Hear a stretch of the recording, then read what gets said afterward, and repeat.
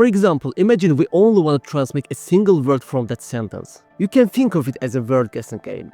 How many questions would we need to ask to guess each letter one by one? We are gonna think about that. For the coin toss, one question was enough. But how many questions would it take for letters? Do you have anything in mind?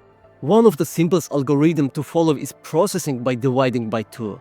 For example, our first question can be, is this letter before M? If the answer is yes, we eliminate all letters after M. Then the second question can be, is it before G? If the answer is no, we eliminate all letters before G. As we continue to eliminate in this way, we eventually narrow it down to one letter. If we apply this algorithm to all letters and take the average, we find that we reach a letter in a total of 4.7 questions. This means a letter corresponds to 4.7 bits of information.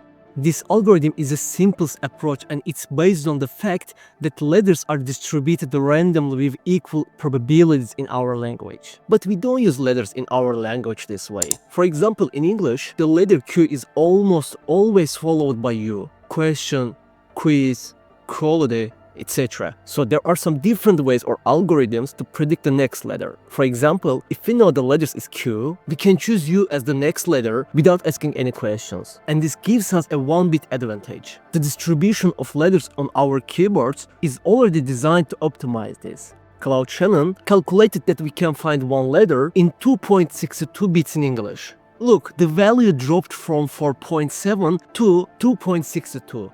So we've achieved a smaller value than the 4.7 bits of random distribution. And if we can use the rules of language to make its transmission more efficient, can we create a language that's even more effective for communication?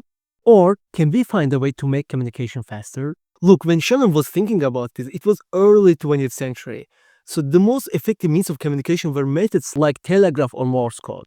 Before the telegraph, for example, sending a message from America to England took more than a week because it traveled by ship. The telegraph was invented, and this time was drastically reduced. But Shannon started to work on these ideas and imagined a way to make communication faster using electronic circuits. He conceived the idea of relays.